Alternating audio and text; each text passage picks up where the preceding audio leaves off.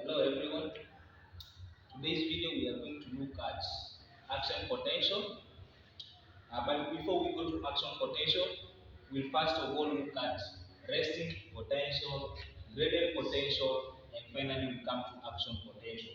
So we are going to do to based on first the resting potential. So one, we are going to look at the resting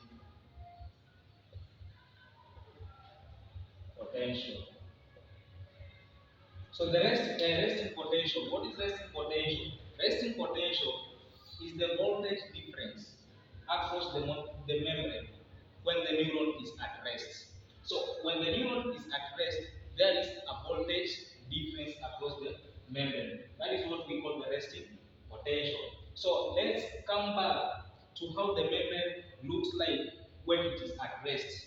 So first of all, this is our membrane, a neuron. So this membrane, we have these channels here. We also have these channels here. So we'll get to know the importance of all these channels. So first of all, when the membrane is at rest, internally it is positively charged. Externally is positively charged. But the internal is more of negatively charged as compared to the external. Now this is what brings about the voltage difference. There is positive charges, yes, but they are in minimal amount as compared to the positive charges outside.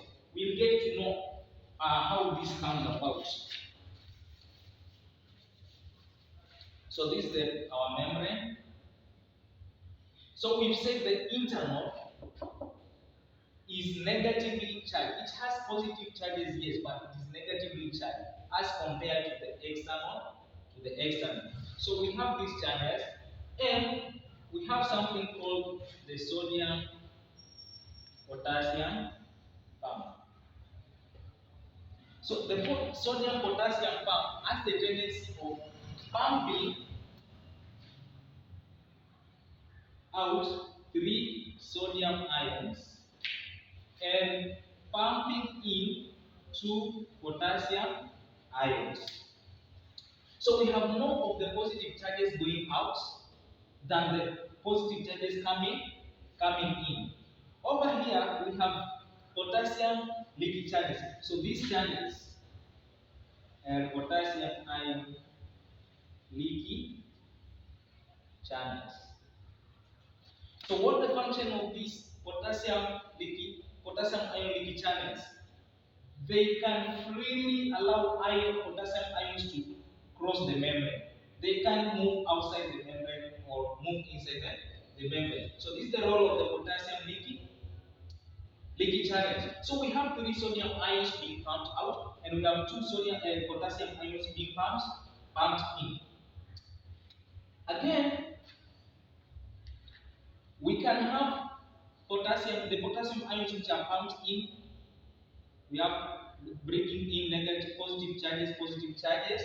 Then we can have other anions like the phosphates and chloride inside the membrane. We also have proteins. So when the positive ions are positive potassium ions are pumped in, the concentration of potassium ion inside is higher than the concentration of potassium ion outside. So what is going to happen? Potassium ions are going to leak across the potassium leaky channels. So as more potassium ions being pumped in, because the concentration of potassium ions inside is higher than the concentration of potassium ion outside, the potassium ions tend to leak out through the potassium leaky channels. But again, we see we have several anions, like we can have phosphates, we can have the chloride, we also have proteins. We all know that positive charges and negative charges attract. So we expect that as more potassium ions moves out, they attract or they go together with the proteins, and proteins contain amino acids. which are mainly negatively charged. So we expect the negative charges to follow potassium. But this is not the case. Why? They cannot diffuse out of the leaky channels. Why? Because they're so large. So both the anions tend to remain inside. Because more of the anions remain inside, we remain more with the negative charges. Since more potassium ions have been pumped out, but the anions cannot leave because the channels are small. The anions themselves are very large that they cannot diffuse or cross through the channels. So more of the anions tend to remain inside the membrane. Now we realize that as more negative or more of the anions remain inside the membrane, the outside becomes more positively charged. And they contain sodium. So we have more sodium ions outside. We also have potassium ions inside. Let's come again. This is a membrane. It is at rest. It does not conduct any impulse. So we've said that when the membrane is at rest, there is a voltage difference that exists across the membrane. Such that the outside contains more sodium ions, while the inside contains more potassium ion. So what brings about this one? We have the sodium-potassium pump. The sodium-potassium pump has the tendency to pump out 3 sodium ions and pump in 2 potassium ions. Now we have a more concentration of sodium ions outside and less concentration of sodium ions inside, because the sodium ions which are inside the membrane are pumped out through the sodium-potassium pump. And then potassium ions are pumped in. So we have less concentration of potassium ions outside, but we have a more concentration of potassium ion inside. But as more of the potassium ions comes inside, a concentration gradient exists. Inside that, we have more potassium ions inside as compared to the potassium ions that are outside the membrane. So there is a concentration gradient that exists. So we have potassium leaky channels.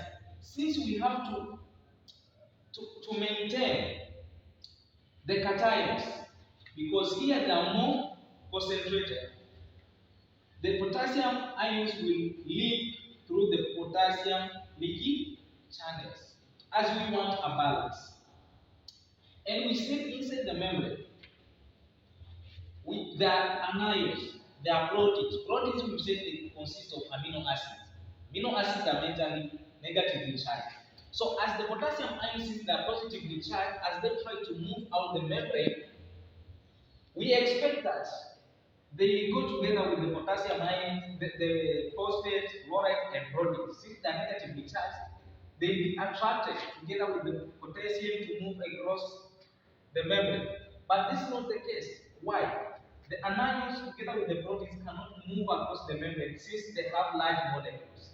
They have large particles. So they tend to remain inside. Since these are negatively charged, brings about the voltage difference. Now this brings about the membrane being negatively charged.